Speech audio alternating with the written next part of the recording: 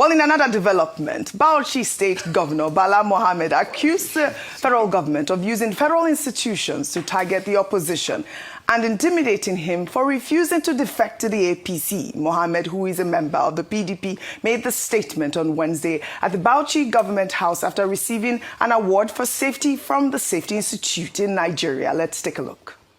Just waking up to an occasion where I was told that I'm being accused of terrorism as a governor. Someone who is the head of the opposition.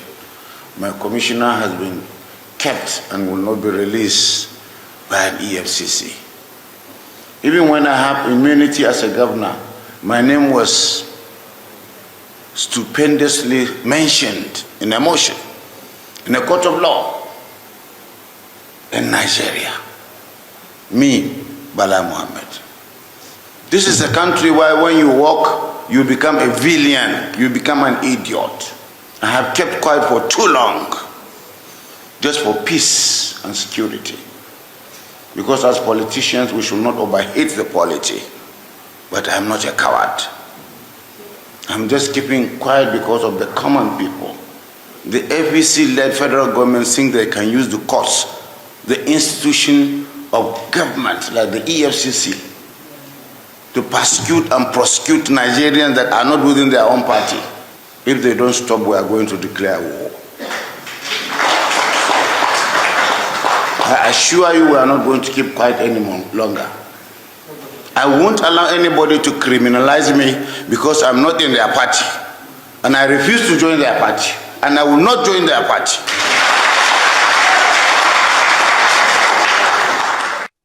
Oh, this is such a strong allegation, Rufai. And I'll take a reaction from Lord Foster, who wrote, "We didn't need a press conference to know this. It is a standard playbook to join the choir or face the FCC. It is not about fighting corruption. It's about enforcing compliance. They are weaponizing state institutions to force a one-party state, and anyone who refuses to kneel suddenly gets labeled a terrorist or has their files dusted off.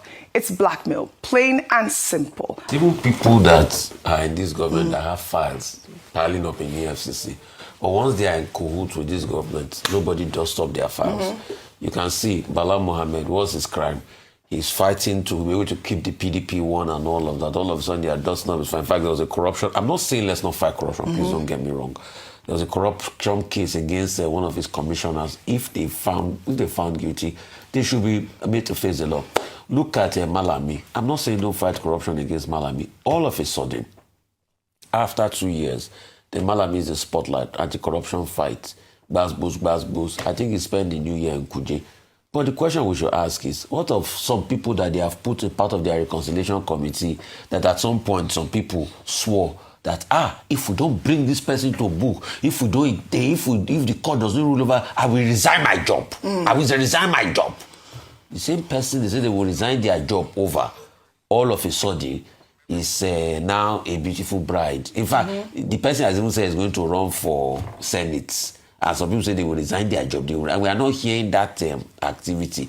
But anyway, when that media war was on there, we stood for the truth. Yeah? We fought for the truth. We said the rule of law should take its course. So in this country, we are not saying don't fight corruption.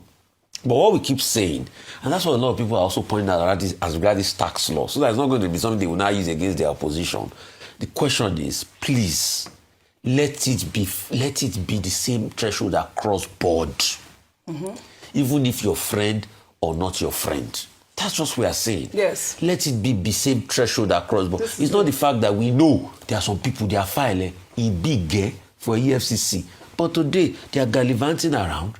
But because people have showed one feet in the opposition, then they start to attack them. Yeah. We are not saying, please, if those people have done things in the past, that they stole money, the EFCC should go after them. Surprised because long time ago, politicians said it that, if you want your sins to go away, just they come to APC. And some people laughed about it and take it for a face value.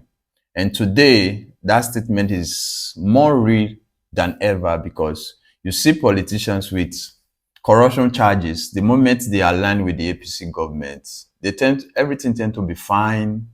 Some of them, you don't hear from them anymore. Others will start campaigning and pledging allegiance to the APC, Tinubu APC-led government, that shows you something that EFCC are not actually going out after to persecute people because they are interested in corruption. No, they are going after them because they want them to bend their knees, to pledge their allegiance to the government of the day. That is what they want. So if you're not bending your knees to the government of the day, you'll be described as persona non grata, and they'll come after you with every arsenal that the government owns. But the moment you bend your knees, everything is fine. They'll start clinking glasses. Yaya Bello is walking free. Ine will be coming back to the ballot, contesting as a senator. What happened to the EFCC chairman who vowed on national television that, oh, if he did not persecute him, he will resign? Nothing. Because he aligned with the APC government and is doing their bidding for them. So that is the state that we find ourselves in this country. If you do not align with them, you are the enemy. The moment you align with them, even if you're doing wrong to your people, doing wrong in your state, it's fine. It's okay. This is the kind of democracy we practice in Nigeria.